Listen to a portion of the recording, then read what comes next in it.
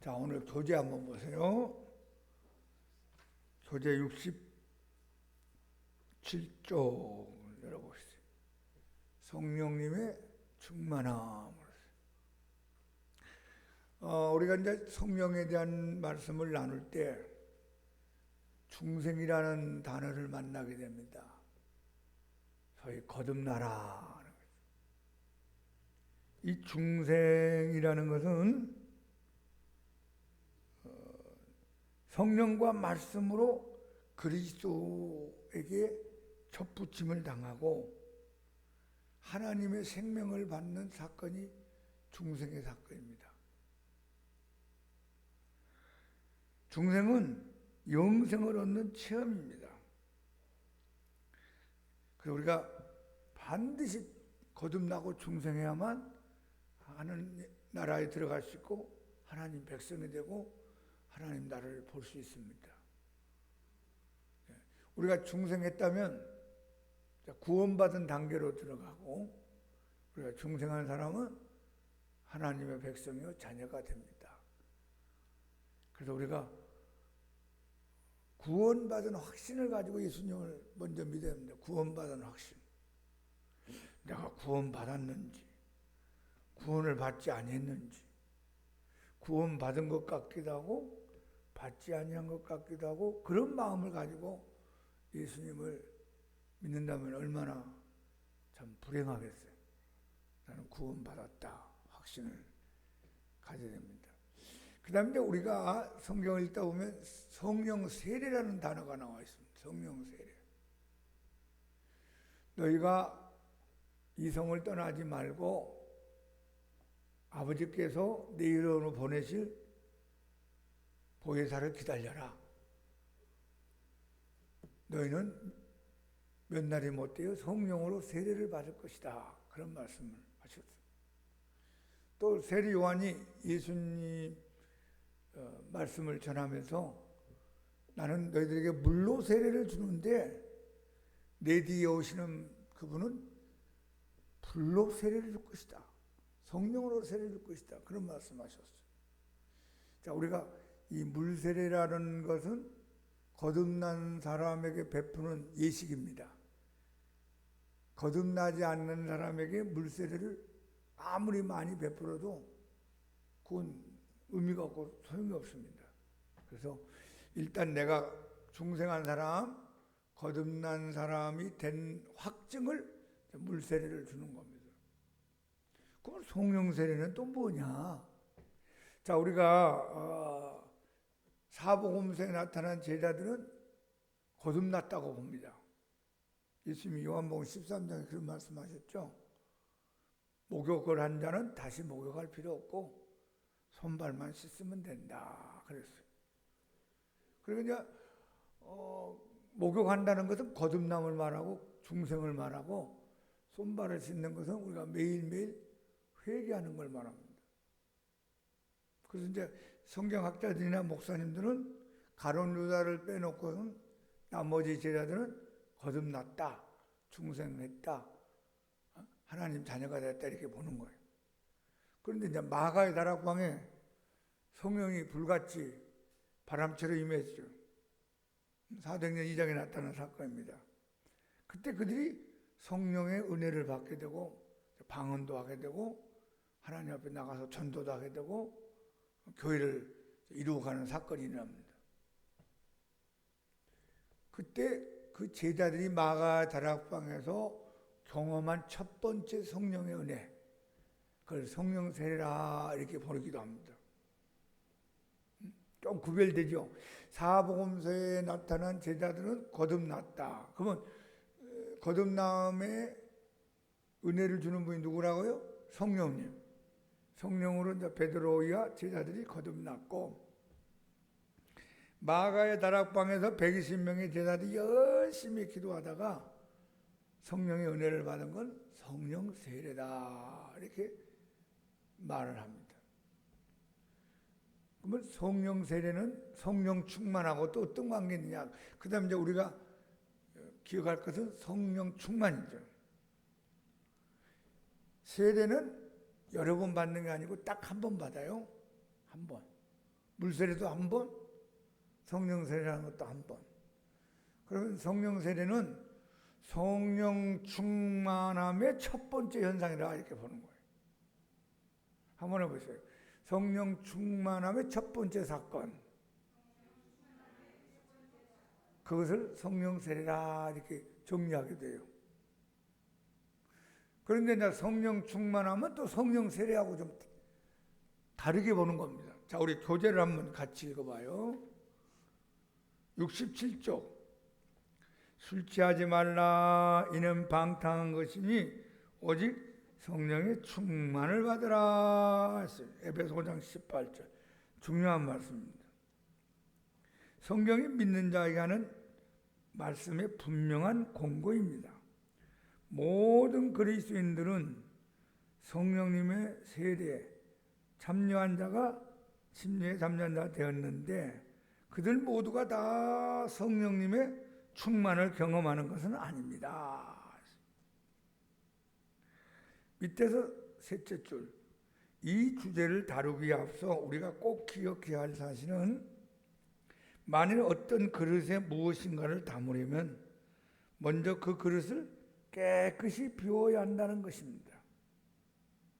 이와 마찬가지로 우리가 성령님으로 충만해지기 위해서는 먼저 우리 마음속에 들어있는 모든 죄들, 불순종, 이것들을 제거해야 합니다.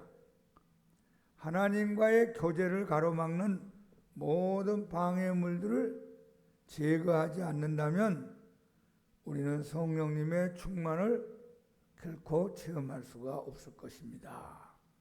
자, 그러니까 이제 이 세상에 예수님을 믿으면서 성령 충만함을 경험하지 못하고 예수 믿는 사람도 있고 성령 충만함을 경험하면서 예수님을 믿는 사람이 있을 겁니다. 우리는 성령 충만함을 경험하고 체험할 수 있기를 바랍니다. 우리는 마땅히 성령님의 충만을 구해야 합니다. 그러나 우리는 하나님께서 우리를 성령님으로 채우실 때 잘 보세요. 밖에서부터가 아니라 안에서부터 채우신다는 사실을 분명히 알아야 됩니다. 성령님이 지금 우리 안에 와 계시죠? 그럼 안에 와 계신 성령님이 우리 안에서 우리를 충만하게 해 주셔야 된다 하는 말이에요. 성령님이 우리 밖에 있다면 밖에서부터 성령님이 은혜를 주는데 불신자 때는 성령님과 나가 밖에 있는 관계예요. 성령님 밖에 나와 관계없는 관계. 근데 내가 예수님을 믿고 영접하면 성령님이 내 안에 오시는 거죠. 그래서 성령님이 우리 안에 와 있다는 사실을 우리가 결코 잊어서는 안 된다. 밖에서부터가 아니라 안에서부터. 여러분 안에 성령님 와 계십니다. 자, 여러분의 집을 방문한 손님은 혼자서 온 집을 다 차지할 수 없습니다. 그는 단지 안내된 장소에만 국한될 뿐입니다. 제가 여러분의 집에 갔는데 여러분이 안방에 들어오지 말라고 내가 못 들어가잖아요. 건너방에 들어오지 마세요. 못 들어가고. 화장실에 문이 잠겨있으면 못 들어가고. 그 집주인이 허락한 장소에만 내가 갈 수가 있습니다. 하지만 여러분이 만일 그에게 모든 방과 가구들의 열쇠를 주고 그 집을 온전히 맡긴다면 그때서야 비로소 그는 집의 모든 시설들을 마음대로 전부 차지할 수 있을 것입니다. 제가 여러분 집에 가는 여러분이 모든 방을 다 허락했어요. 모든 열쇠를 다 주었어요. 그럼 내 마음대로 이 방 저 방 이곳 저곳을 다닐 수 있을까 입니까? 이것은 그가 밖에서부터 안으로 들어온 것이 아닙니다. 그는 이미 안에 와 있습니다. 그러나 이제 그는 여러분의 포기의 행동을 위해서 집을 온전히 지배하게 될 것입니다. 집주인이 여러분들에게 저에게 사용할 수 있도록 온전히 권리를 이양했을 때 우리가 그 집을 온전히 지배하게 된 것입니다.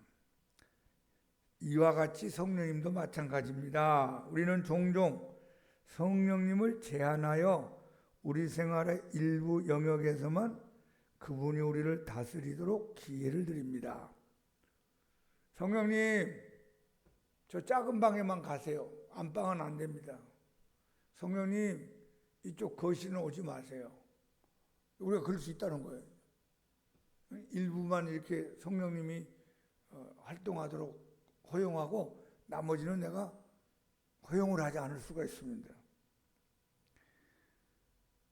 하지만 그분은 우리 생활의 전 영역을 지배하시기를 원하십니다. 그리스도를 대신하여 우리를 온전히 소유하고 싶어 하십니다. 우리가 기꺼이 그분의 지배에 순복할 때 그분은 우리를 온전히 주장하십니다.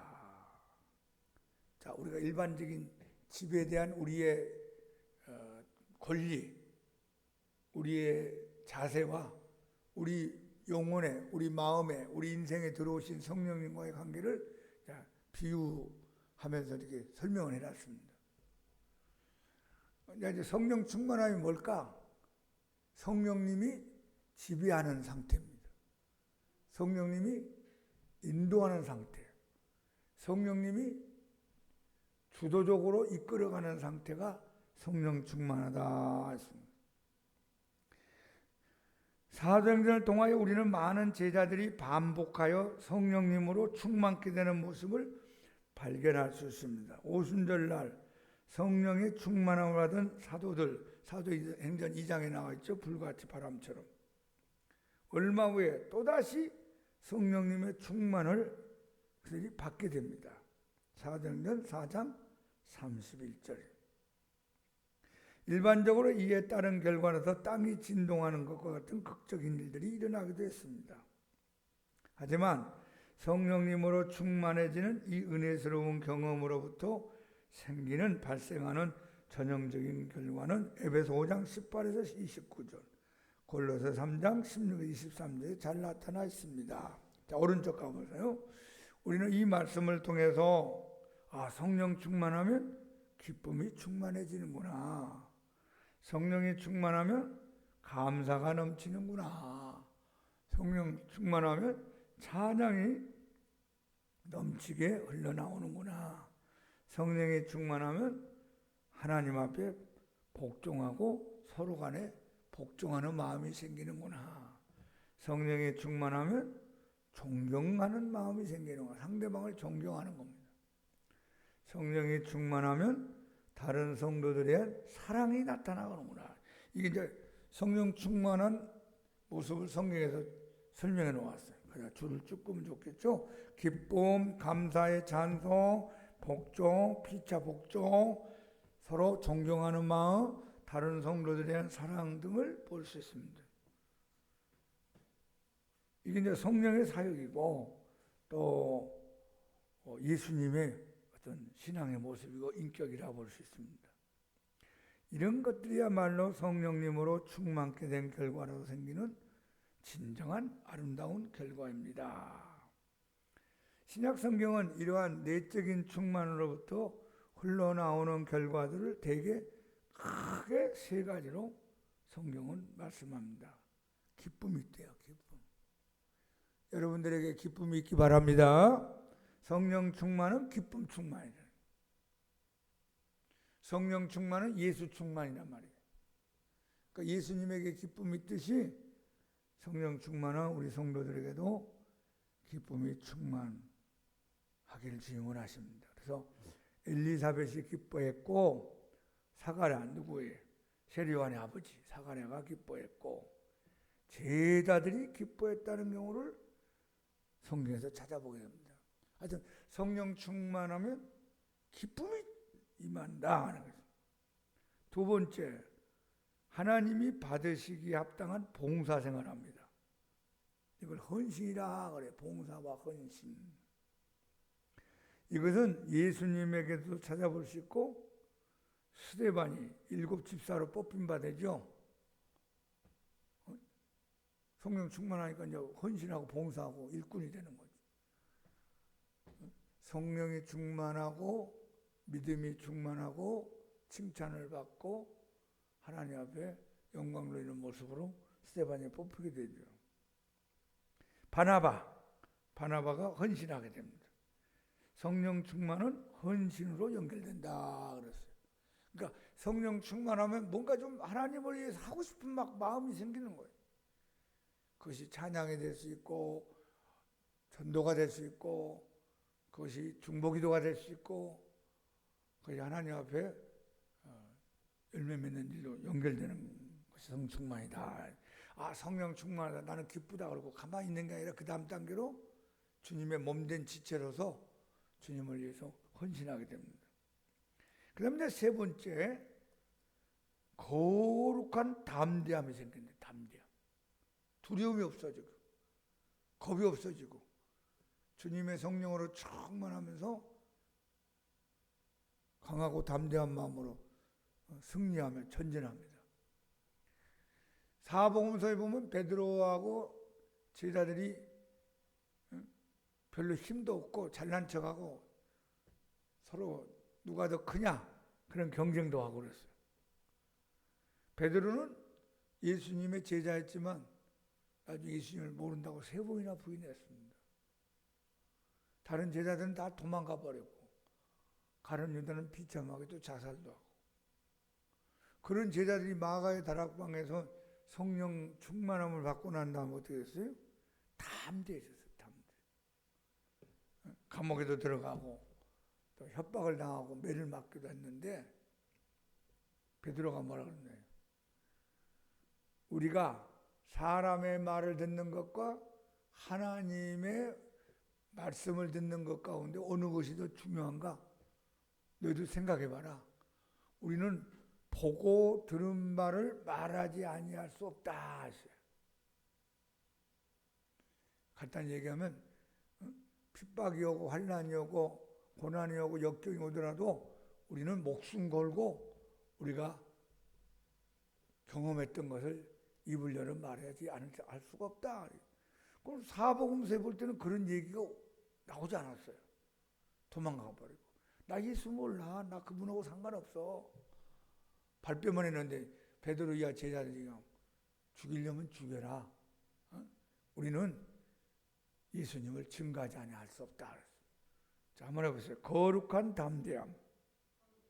사도들에게 나타나고 베드로에게 나타나고 제자들에게 나타나고 바울에게 나타났어요. 그러니까 우리가 이제 성령 충만하면 하늘의 기쁨, 하나님의 기쁨이 충만해지고 하나님의 기뻐하는 헌신과 봉사가 임하게 되고 담대한 하나님의 사람으로 변화된다 하는 겁니다. 얼마나 아름다워요. 다시 한번 합시다. 성령 충만은 예수 충만이다. 예수님 충만, 그리스도 충만이. 근데 이 성령 충만함은 에베소 5장 18절에 보면 계속적으로 성령 충만 받아라. 그런 뜻이죠. 계속적으로. 반복해서 성령 충만을 받아라. 반복해서. 그리고 현재 성령 충만함의 은혜 속에 살아라 하는 말이에요. 내가 10년 전에 성령 충만했다. 그건 과거지사잖아요. 지금 현재. 옛날에 성령 충만했는데 지금은 안 한다고 반복해서 계속적으로 현재적으로 성령 충만하라는 뜻이 있습니다. 성령 충만한 삶의 특징이 뭘까? 오늘 교재에서는 3가지가 나왔는데 제가 한번 정리를 해봤어요. 기쁨이 충만하다 했죠? 담대한 믿음이 생기고 하나님의 사랑이 충만해져요. 하나님 사랑. 로마서 5장 5절에 보면 성령으로 말미암아 하나님의 사랑이 우리 마음에 부음받습니다 했어요. 그러니까 성령이 우리 영혼을 지배하고 통제하고 인도하면 우리 영혼 속에 하나님의 사랑이 막 물붓듯이 부어지기 시작합니다. 성령 충만하면 은사가 넘치게 됩니다. 은사가 강하게 나타나요. 은사 따로 성령 충만한 따라가 아니라 은사를 하나님이 강하게 됩니다. 여러분들에게 은사가 강하게 나타나기를 축복합니다. 은사 사모하세요. 좋은 것이 우리가 만평이나 된 넓은 농가 밭을 손가락으로 판다고 합시다. 어떻게 파겠어요? 언제 팝니까? 옛날에 소가 끄는 쟁기를 가지고 그 넓은 땅을 언제 또 다 갈겠어요? 근데 트럭터로 이렇게 트럭터도 탁탁탁탁탁탁탁탁 하면 이제 그 만평도 오래 걸리지 않고 다 흙을 뒤집어 팔 수 있어요. 그러니까 은사는 바로 트럭터와 같은 거예요. 그러니까 은사 없이 신앙생활을 하는 것은 손가락으로 땅을 판다든지 아니면 쟁기로 흙을 파는 거랑 마찬가지인데 은사가 강하게 나타나는 것은 트럭터로 막 밀어버리는 겁니다. 자, 성령 충만하면 성경에 보면 감사가 충만해집니다. 감사 얼마나 좋아요. 감사하며 삽시다. 감사하며 살기 바랍니다. 감사 참 좋은 감사. 제 경험으로 봐도 성령 충만하니까 감사가 막 일어나는 거예요. 갑자기 뭐 내가 막 세상적으로 외형적으로 변화가 일어나지는 않는데 내 마음속에 막 감사 충만해지면서 하나님께 감사 노래를 부르고 감사의 고백을 하는 걸 경험합니다. 성령 충만은 감사 충만. 그 다음에 성령 충만한 사람에게 나타나는 현상은 평강이에요. 평화. 하나님의 평강이 우리 마음속에 크게 임해요. 성령 충만해지면 기도 생활을 하게 돼요. 막 기도하고 싶어지고 기도하는 시간을 갖게 되고 기도의 사람이 되고 기도의 능력을 경험하게 됩니다. 이게 성령 충만한 사람의 모습이에요. 기도. 그리고 나서 이제 점점 성령 충만함이 가다 보니까 성령의 열매를 맺어요. 갈라디아서 5장 22, 23절에 보면 사랑과 희락과 병과 오래참 자비와 양성과 충성과 온유와 절제 성령의 9가지 열매가 나타나는 경험을 하게 되죠. 성령 충만한 사람의 모습 가운데 하나가 예수 증인의 삶을 삽니다. 사도행전 1장 8절에 보면 오직 성령이 너희에게 임하시면 너희가 권능을 받고 예루살렘과 온 유다와 사마리아와 땅끝까지로 내 증인이 되리라. 성령 받으면 예수님을 이야기하게 되고 예수님을 전하게 되고 예수님을 자랑하게 돼요. 예수님이 좋으니까. 아까 성령 충만은 예수 충만이라고 그랬죠? 내 안에 예수님으로 충만해지니까 그 예수님의 아름다운 은혜를 모르는 사람에게 전하고 싶고 나누고 싶고 가르치고 싶고 함께 누리고 싶은 거예요. 아, 저 사람 성령 충만하구나. 야, 성령 충만한 하나님의 사람이구나 하는 걸 알 수가 있어요. 그래서 초대교회 사도행전 6장에 7분의 일꾼을 뽑을 때 가장 중요한 첫 번째 조건이 뭐예요? 성령 충만이었어요. 성령 충만. 우리가 스데반이나 빌립이란 분들의 나이를 모르잖아요. 젊었는지 중년인지 노년인지 몰라요. 또 스데반과 빌립의 학력도 기록이 없어요. 많이 공부했는지 공부를 많이 안 했는지 잘 모르겠어요. 스데반과 빌립 그 7분의 일꾼들의 모습을 읽어보니까 재산 유무도 없어요. 재산 유무. 이 부유한 자인지 가난한 자인지 중산층인지 그것도 모르겠어요. 그런 건 성경이 기록하지 않았어요. 스데반이 뭐 학력이 어떻다, 나이가 어떻다. 그 사람들이 어떻게 살았다, 가정은 어떻다, 결혼했냐 안 했느냐 그런 얘기는 써놓은 적이 없습니다.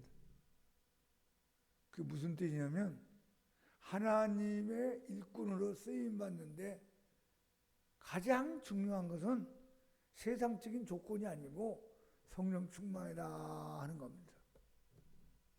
그러니까 나이가 많이 들었어도 성령 충만하면 하나님이 쓰시는 거예요. 그래서 젊었어도 성령 충만하지 않으면 하나님이 쓸 수가 없어요. 물질이 좀 부족하고 가난하게 살아도 성령 충만하면 하나님이 붙잡아 쓸 수 있습니다. 좀 학력이 부족해도, 아는 게 부족해도 성령 충만하면 하나님이 쓸 수가 있어요. 그러니까 우리는 앉으나 서나 성령 충만, 자나깨나 성령 충만, 걸어가면서도 성령 충만, 일하면서 성령 충만, 교회에서도 성령 충만, 집에서도 성령 충만, 성령 충만함을 받기를 축복합니다. 이것이 예수님을 잘 믿는 최고의 비결이에요. 제가 이때까지 예수님을 믿어봤고 목회하면서 어떻게 하면 예수님을 제일 잘 믿습니까? 여러 가지 방법이 있는데 최고의 방법이 성령 충만이에요. 성령 충만. 성령 충만. 여러분 기도 많이 하는 것도 성령 충만하기 위해서죠. 성경 공부 많이 하고 성경 공부하는 것도 성령 충만하기 위해서. 찬양도 열심히 부르면서 하나님께 영광 되지만 그것도 성령 충만함으로 연결해야 돼요. 모든 게 성령 충만하고 연결돼요. 우리 모두 성령 충만하여 열매 맺고 승리하는 성도가 되기를 축복합니다. 계속적, 반복적, 현재성, 성령 충만. 자, 성령 충만하면 어떻게 받느냐? 우선 사모해야 돼요. 성령 충만을 사모하자. 시작. 좋아해야 돼. 좋아해. 하나님은 좋아하는 사람에게 찾아온답니다. 좋아하는 사람에게 선물 주고 싶대요. 제가 여러분에게 선물을 주고 싶은데 여러분이 이 선물을 좋아하지도 않고 사모하지 않으면 내가 주고 싶은 마음이 안 생기잖아요. 응?